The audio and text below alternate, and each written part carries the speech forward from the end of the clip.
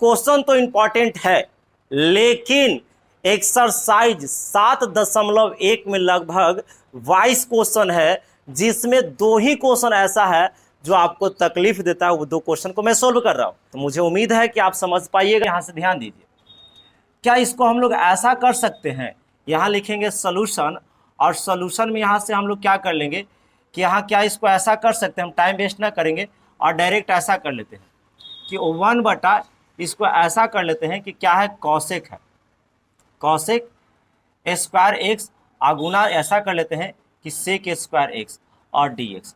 बस इसको ऐसे कर दिए, इसको थोड़ा आगे कर दिए। अभी हम लोग ऐसा भी तो कर सकते हैं कि इसको ऊपर लेके चल जाते हैं, तो ऊपर लेके जाएंगे तो कोची में बदल जाएगा जी, तो साइन में बदल जाएगा, क्योंकि ऊपर जाएगा तो साइन में, इसको नीचे लेके आ जाते हैं तो ये कॉस में बदल जाएगा। एकदम ध्यान देते रहिए, क्योंकि ऊपर जाएगा तो साइन स्क्वायर हो जाएगा, नीचे आएगा तो कॉस स्क्वायर। और साइन बटा कॉस आप सभी को पता है कि tan स्क्वायर कितना होता है, एक्स होता है, और डी एक्स। अब लास्ट लाइन पे गौर कीजिए, यहाँ से आई बराबर जो हो जाएगा, क्या ये फार्मूला आप पूछ सकते हैं कि नहीं कि tan स्क्वायर बराबर क्या होता है, तो 10वां में पढ़े होंगे कि सेक स्क्वायर एक्स माइनस 1 होगा, है ना, और यहाँ से डी एक्स।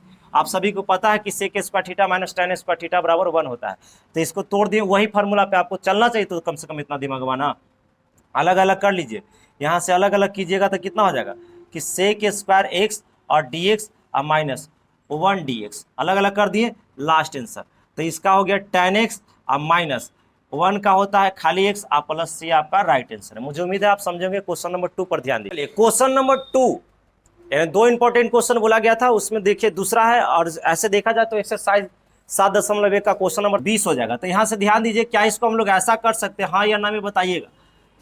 ये जो कॉस स्क्वायर है, हम इसे भी दे देते हैं कि कॉस स्क्वायर एक्स और माइनस 3 साइन एक्स को भी हम दे देते हैं कॉस स्क्वायर एक्स। आराम से दे सकते हैं, क्योंकि एलसीएम लीजिएगा फिर यही आ जाएगा। एक लाइन और बढ़ाते हैं, ध्यान दीजिए, आपको ऐसा 2 कॉस के ऊपर लेके जाएंगे तो आप सभी को पता है सेक स्क्वायर एक्स में बदल जाएगा। आगे ध्यान दीजिए, माइनस हम ऐसा कर लेते हैं, ध्यान दीजिए कि 3 है तो 3 रहने दीजिए, ऐसा कर लेते हैं कि 1 बटा कॉस लिख देते हैं, 1 बटा कॉस लिख देते हैं एक्स, और उसके बाद ऐसा कर लेते हैं कि साइन बटा क्या लिख देते हैं, कॉस एक्स। ऐसा करने से क्या दिक्कत, कोई दिक्कत नहीं है, क्योंकि 3 में 1 से गुना करेगा 3 होगा, और साइन से करेगा तो 3 साइन हो जाएगा, और 2 कॉस है ना, तो कॉस गुना कॉस, कॉस स्क्वायर भी हो जाएगा, तो इसमें भी दिक्कत नहीं है ना, कि आराम से कर सकते हैं। अब यहाँ से एक काम बन गया, आपका हो गया सारा काम, मतलब सारा दुख जो है दूर हो गया।